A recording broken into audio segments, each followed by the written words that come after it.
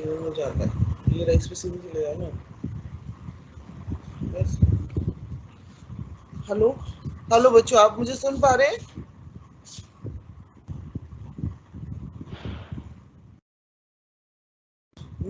मैं डॉक्टर संजीता आज आप लोगों को हिंदी निबंध रेखा चित्र और संस्मरण का विकास कराने जा रही हूँ।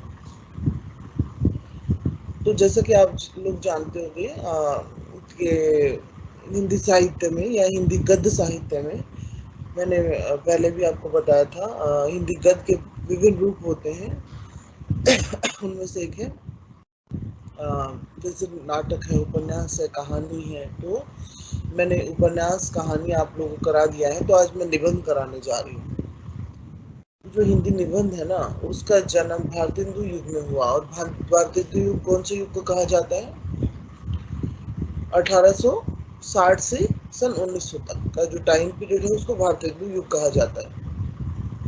यह नव जागरण का समय था, क्योंकि ये जो समय था, इस समय हमारे देश पर अंग्रेजों का आधिपत्य था, या हमारा देश जो है गुलाम था। तो भारतीयों की जो दीनहीन दशा थी, उसको उसकी ओर जो लेखकों का ध्यान जाना स्वाभाविक ही था। तो पुराने गौरव, मान, ज्ञान, बल, वैभव को लाने की का प्रयत्न हो रहा था। लेखक अपनी भाषा को किसी भी प्रकार से संपन्न और उन्नत बनाने में लग गए। और यह सबसे बड़ी बात थी कि इस काल के लेखक स्वतंत्र विचारों के थे। उनमें अक्खड़पन और फक्कड़पन भी था। ऐसा युग निबंध के बहुत अनुकूल होता है। इसलिए इस युग में जितने अच्छे निबंध लिखे गए, उतना अच्छे नाटक, आलोचना, कहानी आदि नहीं लिखे गए। भारतेंदु के वातावरण और परिस्थितियों से तो आप परिचित हैं ही।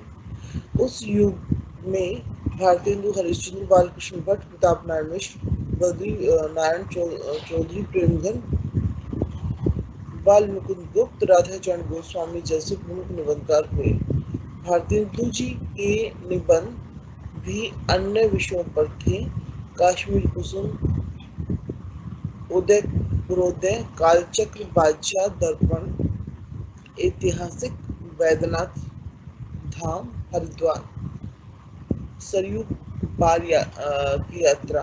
विवरणात्मक जो निबंध थे वो थे कंकड़ स्रोत, व्यंग्यपूर्ण जो निबंध और वर्णात्मक, कंकड़ स्रोत और व्यंग्यपूर्ण और वर्णात्मक, और नाटक वैष्णव वार्ता और भारतवर्ष विचारात्मक जो निबंध है। भारतीय तो सबसे अधिक सफल अपने व्यंग्यात्मक निबंधों में हुए। लेवी प्राण लेवी, स्वर्ग में विचार सभा का अधिवेशन, पांचवें पैगंबर, अंग्रेज स्रोत, कंकड़ स्रोत आदि में गजब का हास्य व्यंग्य है ही। सरयू पार की यात्रा में भी भारतेंदु अपने व्यंग्य का बढ़िया नमूना उपस्थित करते हैं। जैसे वहार बस्ती, झक मारने बस्ती। अगर बस्ती इसी को कहते हैं तो उजाड़ किसको कहते हैं? तो ये उन्होंने व्यंग किया है अपनी वहार बस्ती नामक निबंध में। इन निबंधों की भाषा स्वच्छ और श्लेषपूर्ण थी। श्लेषपूर्ण होता है जब एक शब्द के दो अर्थ निकले, ठीक है, तो उस भाषा के भी दो दो अर्थ हैं। जैसे वहार बस्ती, क्या लगता है कि बहुत अच्छी बस्ती होगी, लेकिन वो कैसी थी? इसमें क्या बताया गया है कि उजाड़ की बस्ती है ना। और अगर इसी को बसी हुई बस्ती कहते हैं तो उजाड़ किसको कहेंगे? कहीं कहीं तो उर्दू की बढ़िया शैली भी आप में उपस्थित थी। भाव और विचार की दृष्टि से युग की वे सभी विशेषताएं इसमें भी हैं जो भट्ट जी या प्रताप नारायण मिश्र में थी।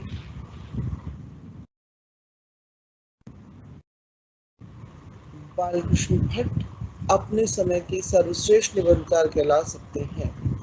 इन्होंने हिंदी का मानतेय कहा जाता है। भट्ट जी ने सभी प्रकार के निबंध लिखी, जैसे मेला ठाठ, वकील, वर्णात्मक, आंसू, चंद्रोदय, सहानुभूति, आशा माधुर, माधुर्य, खटका भावात्मक, आत्मनिर्भरता, कल्पना शक्ति, तर्क और विश्वास, विचारात्मक निबंध है। खटका, इंग्लिश पढ़े तो बाबू होए, रोटी तो कमा के खाए, और विश्वास नहीं, किसी भांति मुछंदर, अकल अजीरन राग आदि निबंधों में मस्ती, हास्य, परिहास और विनोद व्यंग्य सभी कुछ है। ऐसे निबंधों की भाषा चलती और दैनिक व्यवहार भी है। भट्ट जी की भाषा के विषय अनुकूल और अपने समय की अधिक मंजी हुई और सबल है।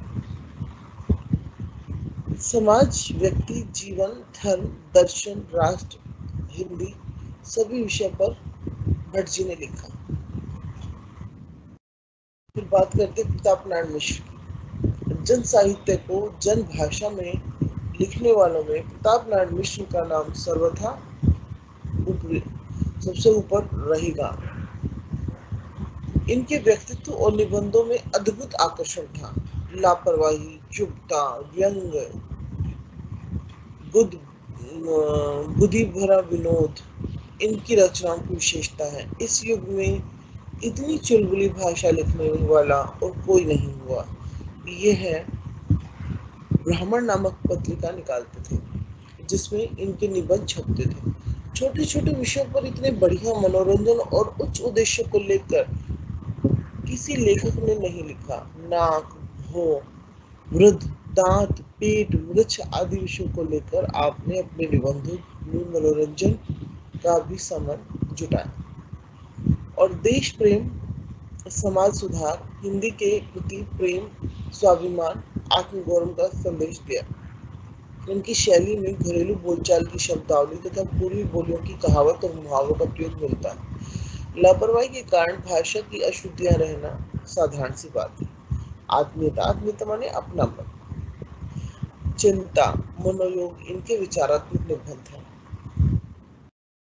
भीमगंज जी अपने निरालेपन के लिए याद किए जाते हैं। उनका उद्देश्य यह नहीं था कि उनकी बात साधारण समाज तक पहुंचे, उसका मनोरंजन हो या उसके विचारों में परिवर्तन हो।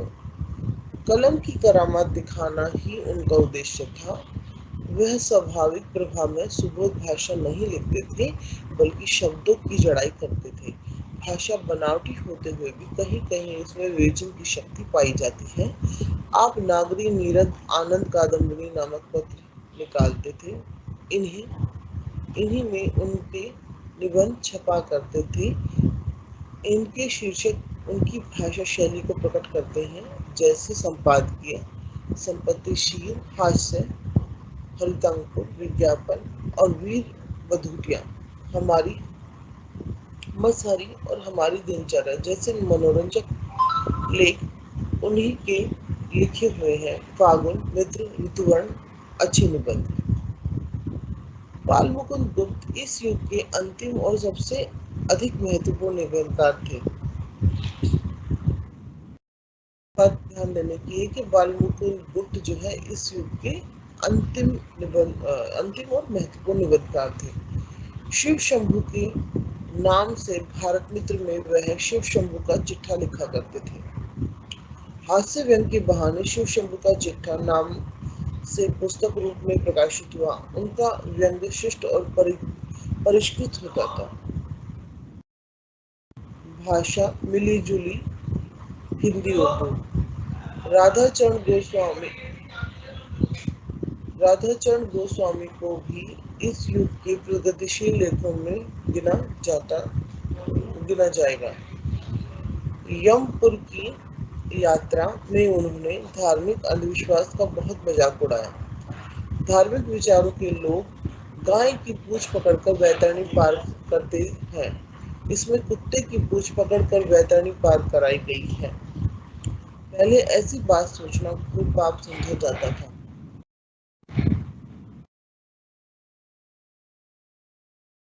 भारतीय काल के निबंधकारों की विशेषताएं हैं। निबंधों के विषयों की विविधता,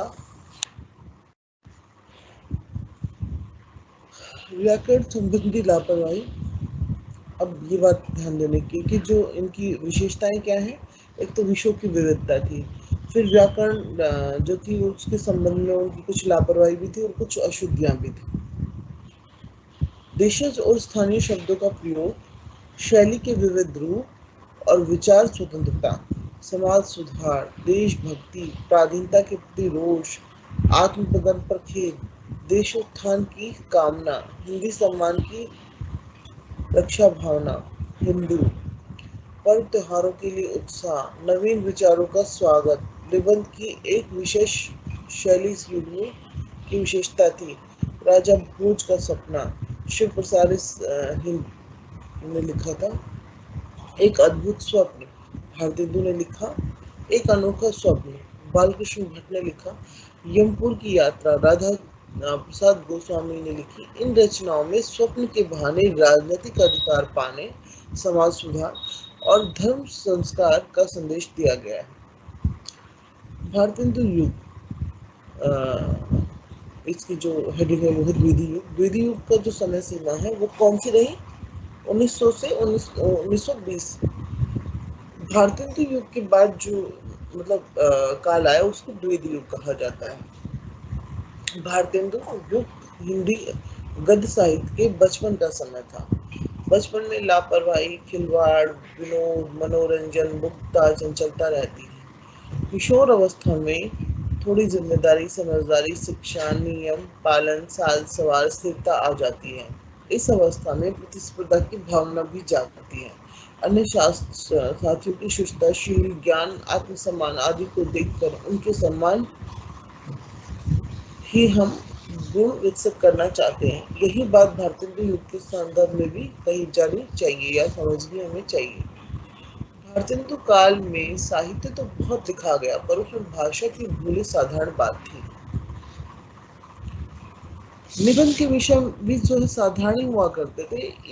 इस युग में इन अभाव की ओर विशेष ध्यान दिया गया। इस काल के निबंधों का आरंभ दो अनुवाद पुस्तकों से हुआ। महावीर प्रसाद द्विवेदी ने अंग्रेज लेखक बेकन के निबंधों का अनुवाद किया, बेकन विचार ग्रंथावली के नाम से, और गंगा प्रसाद अग्निहोत्री ने मेरठ मराठी लेखक चिपलूणकर के निबंधों का अनुवाद प्रकाशित कराया। लेकिन यहाँ यह बात ध्यान रखने की है कि द्वितीय युग का निबंध साहित्य भारतीय युग के निबंध साहित्य के समान संपन्न नहीं था। महावीर प्रसाद द्विवेदी, महावीर प्रसाद मिश्र, अध्यापक पूर्ण सिंह और चंद्रशेखर शर्मा गुलेरी इस युग के प्रमुख निबंधकार हैं। गोविंद नारायण मिश्र, पद्म सिंह शर्मा और श्याम सुंदर दास का नाम दूसरी श्रेणी में लिया जा सकता है। द्वितीय युग में महावीर प्रसाद द्विवेदी का नाम सबसे पहले आता है। अपने इस युग के आचार्य थे। आचार्य का काम होता है शिक्षा देना, ज्ञानवर्धन करना, समाज पर नया संस्कार डालना और समाज सुधार करना। ये सब काम इन्होंने किए, इसलिए यह आचार्य कहलाए और इनके नाम से ही इस काल का नाम द्वितीय युग रखा गया। अपने निबंधों और समालोचनाओं के द्वारा सबसे मुख्य काम इन्होंने भाषा सुधार का किया। किम कर्तव्य नामक निबंध में यह लिखते हैं, कविता लिखने में व्याकरण के नियमों की अवहेलना नहीं करनी चाहिए। शुद्ध भाषा का जितना मान होता है अशुद्ध का नहीं होता। जहाँ तक संभव हो शब्दों का मूल रूप नहीं बिगाड़ना चाहिए। मुहावरे का विचार रखना चाहिए।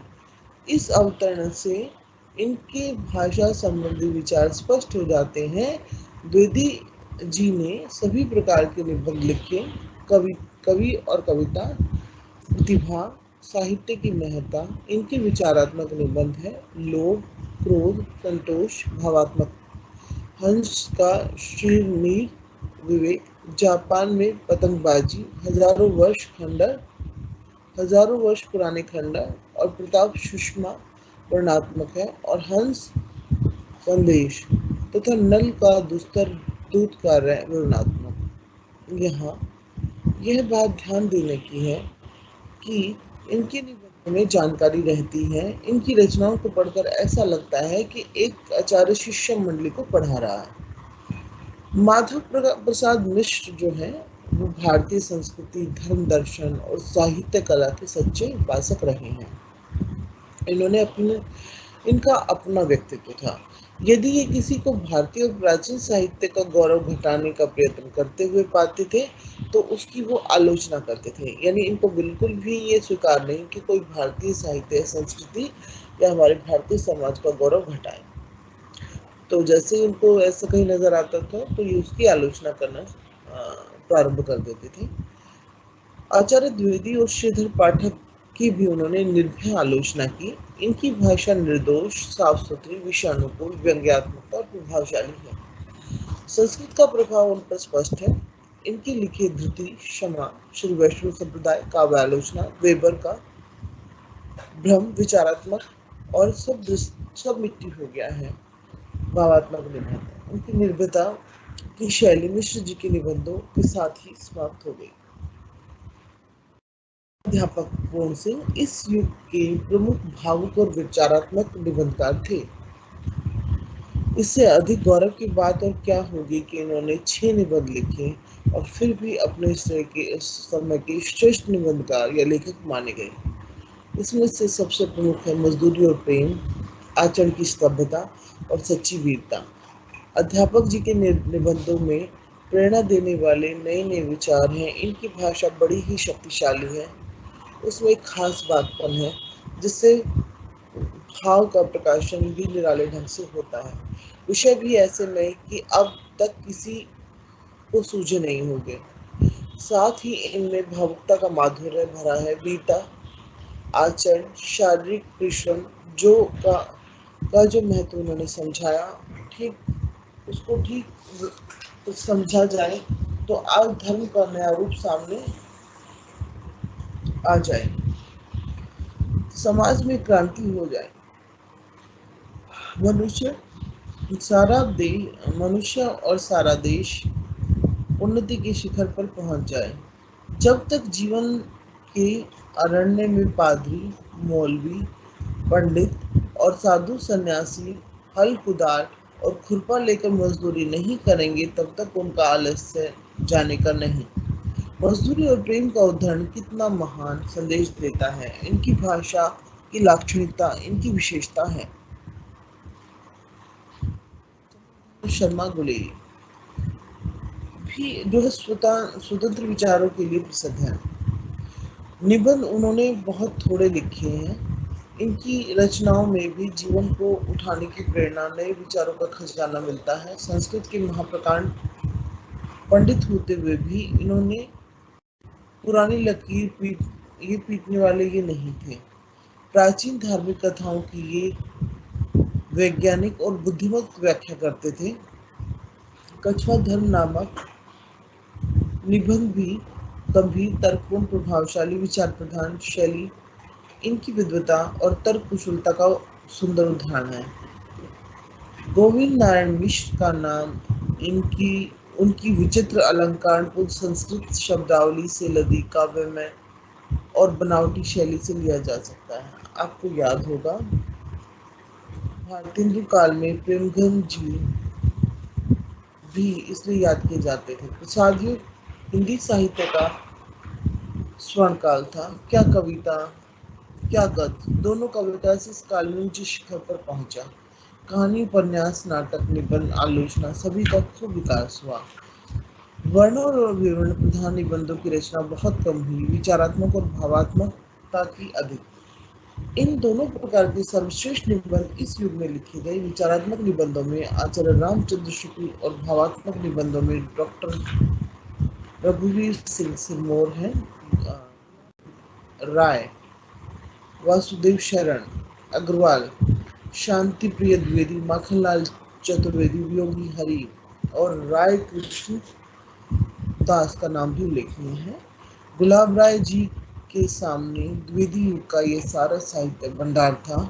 इनके साहित्य का बहुत कुछ रंग द्विवेदी युग का रहा। यह निबंधकार पहले है, आलोचक बाद में। फिर निराशा को मेरी असफलताएं, अंधेरी कोठरी इनके निबंध संग्रह हैं। मेरी असफलताएं आत्मपरक और व्यक्तिपरक निबंध व्यंग्यात्मक निबंधों का संग्रह है। शेष दोनों संग्रहों में विचारात्मक निबंध है। अंतिम संग्रह मनोवैज्ञानिक निबंधों का है। आपकी भाषा बड़ी सरल और सुबोध है। विचारात्मक और मनोवैज्ञानिक निबंधों तक में भाषा और भाव की उलझन नहीं मिलेगी। रामचंद्र शुक्ल का निबंध चिंतामणि भारतीय साहित्य में ही नहीं विश्व साहित्य में महत्वपूर्ण स्थान रखता है। विचारात्मक निबंधों में शुक्ल जी के निबंध सर्वश्रेष्ठ हैं। इनमें विचारों की बारीकी और गंभीरता, भावों की मनोवैज्ञानिकता, भाषा का गठन और उसकी शक्ति आदि आदर्श है। चिंतामणि में क्रोध, ईर्ष्या, लोभ और प्रीति, उत्साह, श्रद्धा, भक्ति, भय, करुणा, घृणा, लज्जा और ग्लानि आदि विषयों पर लिखे निबंध मानसिक भावों, वृत्तियों और विचारों से संबंध रखते हैं। कविता क्या है, साधारणीकरण और व्यक्ति वैचित्र्य साहित्य, व्याख्या और विश्लेषण संबंधी है। और तुलसीदास का भक्ति मार्ग, मानस की धर्मभूमि आदि साहित्य समीक्षा संबंधी, मित्रता और प्राचीन भारतीयों का पहनावा परिचयात्मक वर्णनात्मक निबंध है। मनोभाव या चित्तवृत्तियों का विवेचन करते हुए वे राजनीतिक, समाजनीति, धर्म, पारस्परिक व्यवहार आदि पर भी यह अपने मौलिक विचार प्रकट करते हैं। इन निबंधों की शैली में लेखक का गहन ज्ञान और गंभीर व्यक्तित्व प्रकट होता है। थोड़े शब्दों में बड़ी से बड़ी बात कहने की इनमें शक्ति है। जो उस स्थान इनका आलोचक के रूप में है, वही निबंधकार के रूप में भी है। लोक मंगल की भावना भी इनके निबंधों की प्रमुख विशेषता है। बच्चों, आप लोगों ने आचार्य रामचंद्र शुक्ल का नाम सुना होगा। इन्होंने हिंदी साहित्य का इतिहास लिखा है और ये हमारे साहित्य में एक विशेष स्थान रखते हैं और इनके निबंध जो है विश्व साहित्य में स्थान रखते हैं। मनोभाव और चित्तवृत्तियों का विवेचन करते हुए वे राजनीतिक, समाजनीति, धर्म, पारस्परिक व्यवहार आदि पर भी अपने मौलिक विचार प्रकट करते चलते हैं। निबंधों की शैली में लेखक का गहन ज्ञान और गंभीर व्यक्तित्व प्रकट होता है। थोड़े ही शब्दों में बड़ी से बड़ी बात कहने की शक्ति इनमें है। जो उस स्थान इनका आलोचक के रूप में है, वही निबंधकार के रूप में भी है। लोकमंगल की भावना भी इनकी निबंधों में प्रमुख है। मैंने इसको दोबारा इसलिए पढ़ा है ताकि इनकी जो विशेषता है और इनकी जो सबसे बड़ी चीज़ लोक मंगल की भावना यानी लोगों का अच्छा करने की भावना जो इनके निबंधों की प्रमुख विशेषता है, वो बहुत कम दिखाई अन्य निबंधकारों में हमें पड़ती है। छायावाद के कवियों छायावाद युग के कवियों ने भी कुछ रेखाचित्र, संस्मरण और ललित निबंधों की समाश्रित विधा में रचनाएं की। ऐसी रचनाओं में महादेवी वर्मा की ये पुस्तकें उल्लेखनीय मानी जाती हैं। स्मृति की रेखाएं, अतीत के चलचित्र, श्रृंखला की कड़ियाँ। अच्छा बच्चे, अब रेखाचित्र संस्मरण क्या होता है मैं पहले आपको बता दूं। जैसे हम कहीं जाते हैं, हम कहीं घूमने जाते हैं, यात्रा पे जाते हैं, तो उस दौरान जो लोग हमें मिलते हैं या जो हमारे साथ उस समय बीता होता है, ठीक है, वो यादें हम जब शब्दों के रूप में किसी किताब में किसी पेज पर उकेरते हैं यानी लिखते हैं, तो वो जो है रेखाचित्र के संस्मरण कहलाते हैं। और जब हम ऐसे शब्दों का प्रयोग करते हैं जिनको पढ़ के हमें ऐसा लगे कि हमारे सामने चित्र सा उपस्थित हो गया है, यानी जो कुछ पढ़ रहे हैं वो हमें दिखाई देता है, तो वो रेखाचित्र कहलाता है। और संस्मरण क्या हो गया, अपनी यादों के आधार पर लिखना। ठीक है बच्चों, मुझे लगता है क्लियर हो गया होगा।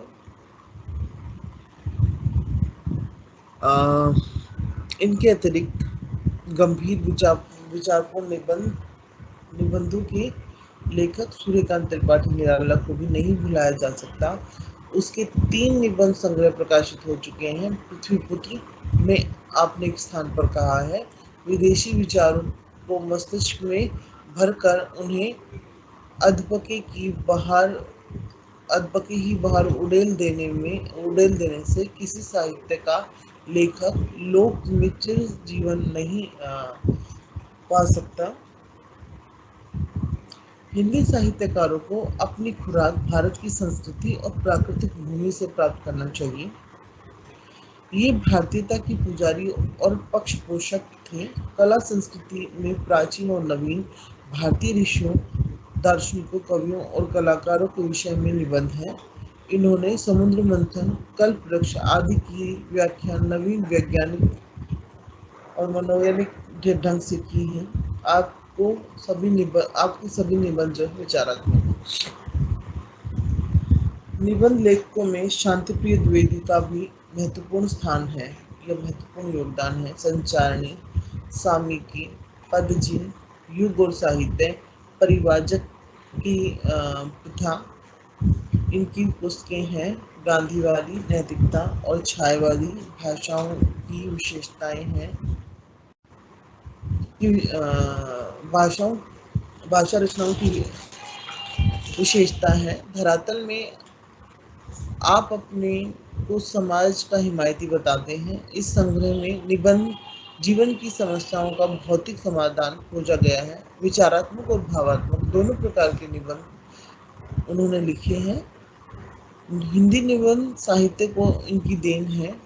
इनके व्यक्तिगत निबंध इस क्षेत्र में यह अद्वितीय है। अपने माता पिता बहन की जो चित्र इन्होंने खींची है उसमें करुणा की नमी है और हृदय को स्पर्श करने वाली सच्चाई है। इनकी ये अनुपम निबंध पदचिह्न और परिवारजक की प्रथा में संग्रहित है। आप काव्य में कोमलकांत भाषा का प्रयोग करते हैं। रघुवीर सिंह, मक्खनलाल चतुर्वेदी, राधा राय कृष्णदास, योगी हरि आदि ने भी भावात्मक निबंध लिखे। रघुवीर सिंह और माखनलाल जी के निबंध काफी बड़े हैं। शेष दोनों के बहुत छोटे छोटे 1-1.5 पृष्ठ के हैं। इनकी निबंधों की शैली अन्य निबंधकारों की शैली से भिन्न है। छोटे छोटे वाक्य हैं, कहीं कहीं खंडित और कहीं कहीं अपूर्ण। आश्चर्य, शोक, करुणा, प्रेम का आवेश इसमें उमड़ता सा दिखता है। ऐसी रचनाओं को हिंदी गद्य का नाम दिया गया है। हम इन्हें निबंध मानते हैं। गद्य काव्य के भीतर तो कहानी, नाटक, उपन्यास, सचित्र, निबंध, आलोचना आदि सभी कुछ सम्मिलित है। रघुवीर सिंह इतिहास के विद्वान है। मुगल कालीन घटनाओं, इमारतों, चरित्रों को लेकर इन्होंने अतीत स्मृति और शेष स्मृतियां 2 पुस्तकें लिखी हैं। वैसे तो इन निबंधों में वर्णन और विवरण है, फिर भी ये भावात्मक है क्योंकि लेखक ने इनमें वर्णन को महत्व नहीं दिया। इनको देखकर अपने हृदय में उठने वाले भावों को ही प्रकाशित किया है। माखनलाल जी के विचार प्रधान निबंधों को भी भावात्मक शैली में लिखा गया। युग और कला, साहित्य और देवता, रंगों की बोली, व्यक्तित्व आदि निबंध कला, साहित्य, चित्रकला और व्यक्तित्व विषयों पर हैं। ये विचारात्मक हो सकते हैं लेकिन विचार भी प्रभावात्मक ढंग से दिए गए हैं। लेखक की मुक्तता, श्रद्धा, करुणा, सहानुभूति भी इनमें प्रकट हुई है।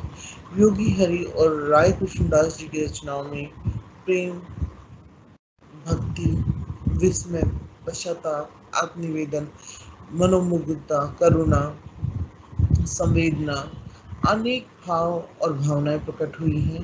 भावना और अंतर्नाद योगी हरि की योगी हरि की और साधना राय कृष्णदास की पुस्तक है।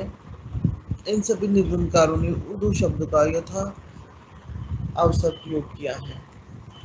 सब उत्तर या प्रगति युग में निबंध साहित्य की सबसे अधिक विकास किया गया। विषयों की संख्या और विविधता की दृष्टि से इस युग का मुकाबला नहीं है। यह युग उथल पुथल का युग था। दूसरा विश्व युद्ध हुआ, समाजवादी विचारों का आगमन हुआ, भारत स्वतंत्र होकर विभाजित हुआ, प्राचीन साहित्य और संस्कृति और कला की ओर हमारा ध्यान गया, अनेक आर्थिक और सामाजिक समस्याएं भी पैदा हुई। इन सब बातों की छाया निबंधों में भी मिलती है। इस युग के 4 निबंधकार विशेष रूप से उल्लेखनीय हैं: आचार्य हजारी प्रसाद द्विवेदी, जैनेन्द्र कुमार, भदंत आनंद, कौशल्यान तथा यशपाल। कौशल्यायन जी बहुत भिक्षुक थे। समाजवादी विचारों पर इनका बहुत प्रभाव था। निबंध तो इन्होंने बहुत नहीं लिखे, पर पृथक विषय की दृष्टि से इनका बहुत महत्व है, जो न भूल सका। इनके संस्मरणात्मक निबंधों का संग्रह है। अब संस्मरण तो आपको बच्चे समझ आ गया हो ना, यानी यादों के आधार पर लिखना, जिनमें सामाजिक विषमता, धार्मिक शोषण, आर्थिक उत्पीड़न, तीखे चित्र जो है खींचे गए हैं। धर्म को यह शोषण का संगठित साधन बताते हैं और अमीरों के भवनों को गरीबों की हड्डियों की ईंटों खून से चूने से बना मानते हैं। जनवादी लेखक होने से इनकी भाषा सरल है। प्रगतिवादी निबंध हिंदी साहित्य में यशपाल जो है बेजोड़ रहे हैं। इनके ये निबंध संग्रह प्रकाशित हो चुके हैं: चक्कर क्लब, न्याय का संघर्ष, गांधीवाद की शब्द परीक्षा, देखा सोचा समझा, बात में बात, राम राज्य की कथा। इन सभी पुस्तकों के नामों का भी पता चलता है कि ये समाजवाद के समर्थक नहीं, विचारक भी हैं। पुरानी परंपराओं, समाज के ढांचे, धर्म की बुनियादों पर उन्होंने बड़े जोश के साथ वार किए हैं। इनका विश्वास है कि पुराने दर्शन और संस्कृति मानव की उन्नति में रोड़े हैं, इसलिए इनका विरोध उनको निडर होकर करना चाहिए। वर्तमान समाज में धन के गलत बंटवारे के कारण कोई राजा बन गया और कोई गुलाम बन गया। वे कहते हैं कि मानव की घृणा, मानव से मानव की शत्रुता, मानव द्वारा मानव का शोषण, अपमान तभी दूर हो सकेगा जब सबको अपने परिश्रम का फल मिले, विकास का अवसर प्राप्त हो, सभ्यता, संस्कृति, कला, साहित्य, समाज सभी के विषय में इन्होंने अपने मौलिक विचार। विविधता की दृष्टि से इन्होंने हिंदी निबंध साहित्य को धनी बताया। जैनेन्द्र कुमार शुद्ध रूप से विचारक हैं। धर्म, युद्ध, न्याय, राष्ट्रीयता, दान की बात, दीन की बात, पैसा कमाई और भिखारी, गांधीवाद का भविष्य, रोटी का मोर्चा, संस्कृति की बात, उपवास और लोकतंत्र, दुख, सत्यम शिवम सुंदरम, साहित्य की सच्चाई, प्रगतिवाद, जड़ चेतन, संपादकीय मैटर। इनकी इन निबंधों के विषय की विविधता का तो पता चलता ही है, यह भी पता चलता है कि लेखक समाज, साहित्य, धर्म, राजनीति, जीवन की यथार्थ उलझनों आदि किसी से भी बेखबर नहीं है।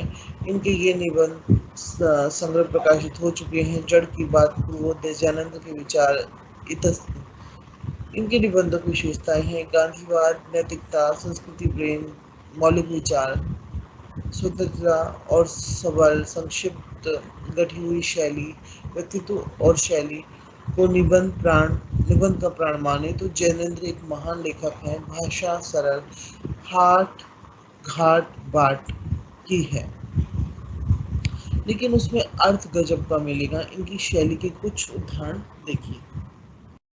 संस्था का दल कागजी है, काम उसके दफ्तरी है, मत पता लगने दो कि नीचे जान है, दिलेरी डर से पैदा होती है, उस नियत का मुंह बाहर चाहे ना दिखता हो, पेट में छिपी उसकी जड़ है जरूर। निबंधकारों में जो राहुल सांस्कृतिक, इनके निबंध देश दशा, राजनीतिक, यात्रा वृत्तांत और इतिहास को लेकर ही होते हैं। देश दशा और राजनीति के निबंधों में एक संग्रह का नाम है तुम्हारा शय। इस संग्रह के सभी निबंधों का निष्कर्ष यह है कि जो रूढ़िवाद है, जो रास्ता रोक कर खड़े हैं, उनका क्षय हो। इनके संस्कृत संस्मरणात्मक निबंधों के संग्रह, बचपन की स्मृतियां, जिनका मैं कृतज्ञ, मेरे असहयोग के साथी राहुल जी का अपराध आदि। राहुल जी के असली व्यक्तित्व निबंधकार की आत्मा का यदि दर्शन किया जाए तो घुमक्कड़ शास्त्र में करना चाहिए। राहुल जी जैसे मस्ती और जनेंद्र कुमार जैसी शैली की झलक कन्हैया लाल मिश्र प्रभाकर के निबंधों में मिलती है। इनके 6 निबंध संग्रह हैं: जिंदगी मुस्कुराई, आकाश के तारे, धरती के फूल, दीप जले, शंख बजे, माटी हो गई सोना, महके आंगन, चहके द्वार और बूंद बूंद सागर लहराया। आधुनिक निबंधकारों में विद्यानिवास मिश्र का नाम उल्लेखनीय है। इन्होंने अधिकतर ललित निबंध लिखे हैं। इनके निबंधों में कविता, पांडित्य और शास्त्र का आनंद एक साथ मिलता है। इनके 3 निबंध संग्रह प्रकाशित हो चुके हैं: चितवन की छांव, नाली और तुम चंदन हम पानी। नए निबंधकारों में प्रभाकर माचवे, नामवर सिंह, हरिशंकर गुसाई, श्रीनिधि, सिद्धांता अलंकार, शरद जोशी, शेरलाल शुक्ल आदि के नाम उल्लेखनीय हैं। प्रभाकर माचवे के निबंधों के संग्रह के नाम है खरगोश की सींग और नामवर सिंह का निबंध संग्रह है बक बकलम खुद। हरिशंकर गुसाई के व्यंग्यपूर्ण निबंधों में मस्ती और जान है। भूत के पांव, सदाचार का ताबीज और निठल्ले की डायरी में उनके व्यंग्य लेख संग्रहित है। विद्यानिवास मिश्र का चितवन की छां, तुम चंदन हम पानी, आंगन का पंछी, बंजारा मन और मेरे रंग का मुकुट भीग रहा है, कुबेरनाथ राय का प्रिया नीलकंठी, गंध मादन, माया बीज, बीबी की राय का आम रास्ता नहीं है, देवेंद्र सत्ताई का एक व्यू कप दिख, हरीशचंद्र प्रसाई का शिकायतें मुझे भी हैं, हरीश नवल का बागपत के खरबूजे आदि प्रसिद्ध निबंध संकलन है। हिंदी निबंध लेखन की परंपरा अत्यंत समृद्ध है, लेकिन इधर कुछ वर्षों से इस क्षेत्र में नए लेखकों का आगमन कम हुआ है, बहुत कम हुआ है। ललित भावात्मक विचारात्मक निबंध लेखन की प्रवृत्ति कम हुई है और जो लिख भी रहे हैं वे पुरानी पीढ़ी के लेखक हैं। नए निबंध लेखकों नए लेखकों की निबंध लेखन की और यह उदासीनता अत्यंत चिंताजनक है। बच्चों ये जो है हमारा कंप्लीट हुआ और अभी जो है अगर आपका कुछ प्रश्न है तो मैं देखती हूँ। आज जो हमने किया वो है हिंदी निबंध का विकास। जैसा कि आप लोग जानते हैं मैंने पीछे आपको नाटक का विकास और उपन्यास का विकास कराया था, तो आज जो है मैंने निबंध का विकास कराया।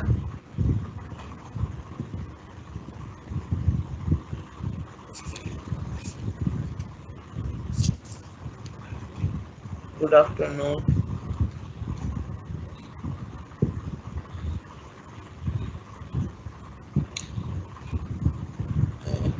मैम, हिंदी का लिए 10 ईयर लॉक किया। देखो बच्चों, मैंने आपको पहले ही बताया था ये जो हमारे ये नोट्स में पढ़ाती हूँ ये एनफ है। बाकी 10 ईयर आप लोग ले सकते हो, उससे आपको पता चल जाएगा कि प्रश्न कैसे आते हैं। बाकी शॉर्ट्स जो आप बोल रहे हो कि शॉर्ट में समझाएं, तो शॉर्ट में इसमें ऐसा कुछ नहीं है, क्योंकि ये जो है निबंध आप लोगों ने पढ़े होंगे और इसमें निबंधों के नाम और लेखक के नाम ही है, ठीक है। और कैसे निबंध उस समय लिखे गए, व्यंग्य के लिखे गए, हास्य के लिखे गए, है ना, ये सारा दिया गया। तो यही सब है, इसके अलावा तो इसमें कुछ समझाने का नहीं है, ये सब याद करने का है, वो आपको याद करना पड़ेगा, ठीक है बच्चों। बाकी आज का जो है वो कंप्लीट हुआ मेरी तरफ से विषय। अगर और कोई प्रश्न है तो आप डाल सकते हैं।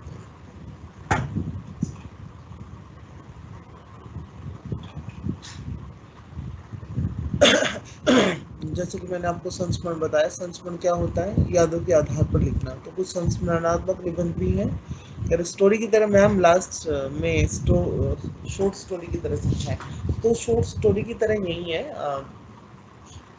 कि जो हमारा जो समय सीमा थी 1850 से 1900 तक का जो समय सीमा थी, उस समय सीमा में हमारे बहुत सारे हिंदी की गद्य रचनाएं हुई, ठीक है। तो उसमें एक जो है निबंध का विकास भी रहा, संस्मरणात्मक निबंध का संस्मरण, रेखा चित्र, ये हमारी हिंदी की गद्य विधाएं हैं, उन सभी रूपों का विकास हुआ और उसमें एक निबंध भी है।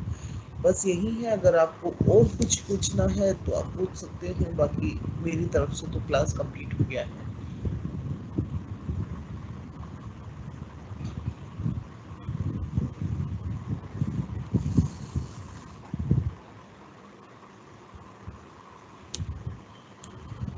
आप इसमें बैक में देख सकते हैं, एक अगर कुछ देखना है तो।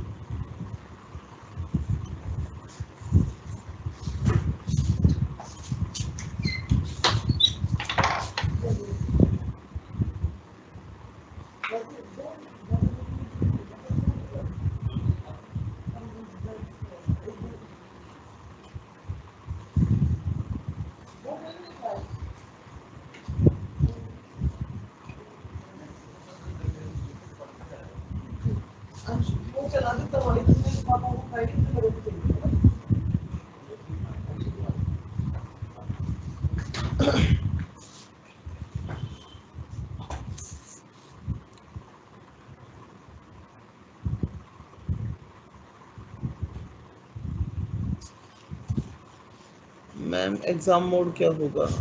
देखो अभी एग्जाम मोड मुझे लगता है ऑनलाइन ही होगा।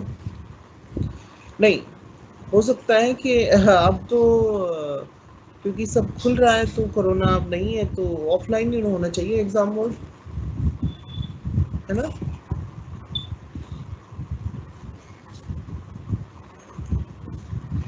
और कोई प्रश्न तो नहीं है बच्चों?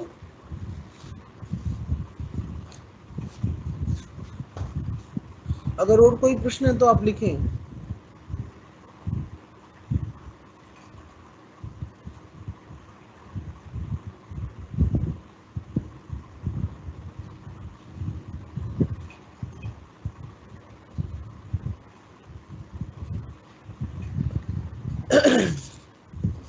और कोई प्रश्न नहीं है बच्चों? Can I leave?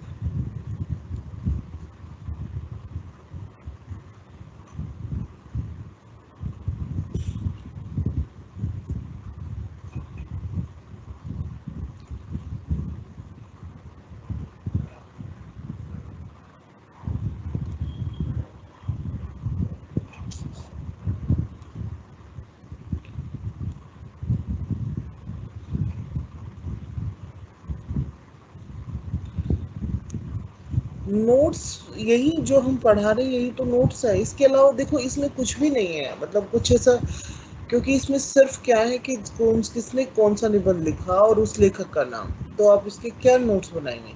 ये तो याद ही करना है ना आप लोगों को।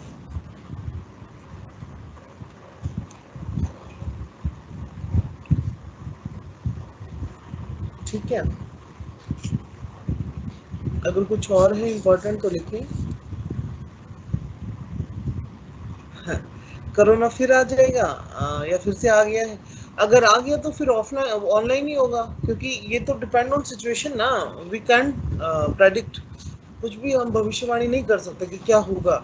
अगर कोरोना रहा तो ऑनलाइन होगा, और अगर मान लो कोरोना चला गया तो ऑफलाइन होगा। ठीक है बच्चों, और कोई प्रश्न तो नहीं है हमारे पास? जो है अभी 2-3 मिनट और है, अगर आप कोई प्रश्न पूछना चाहें तो पूछ सकते हैं।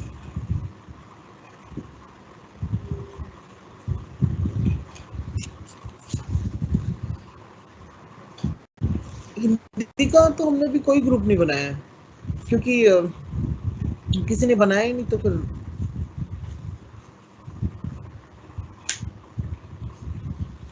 और उसमें मुझे लगता नहीं कोई नीड भी है आपकी बार बनाने की, क्योंकि हमारा जो अभी क्लास है ना तो वो बहुत ही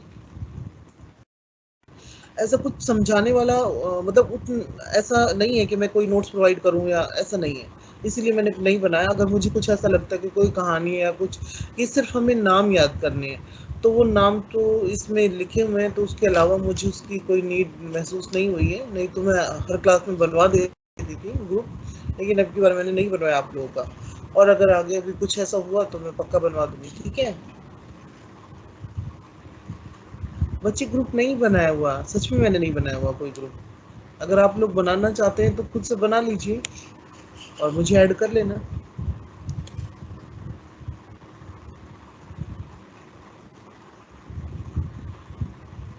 ठीक है, और कोई प्रश्न तो नहीं?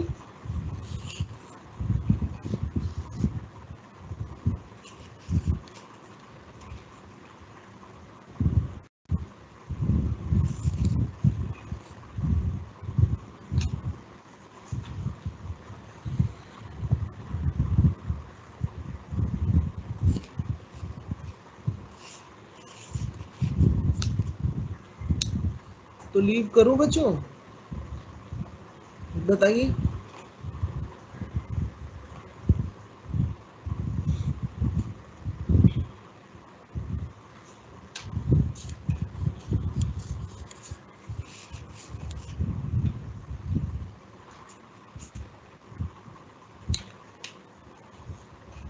नेक्स्ट क्लास कब होगी अभी बताती हूँ मैं आप लोगों को।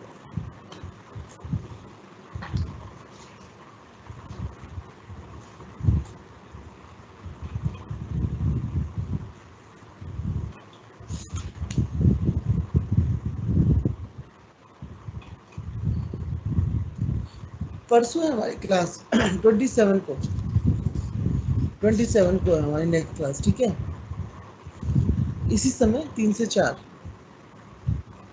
27 3 से 4। ठीक है बच्चों, और कोई प्रश्न तो नहीं? अभी लीव होने वाली क्लास।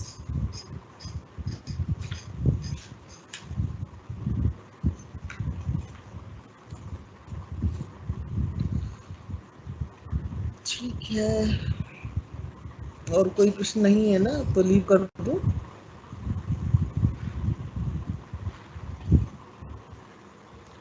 परसों इसी समय हम लोग मिलते हैं फिर। ठीक है,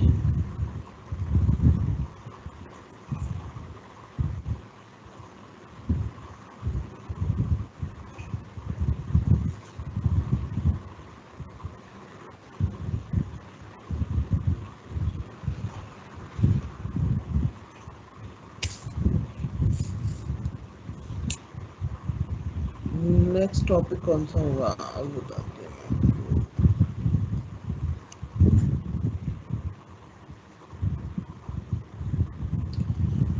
हाँ, परसों तुम्हें थोड़ा अच्छा लगेगा।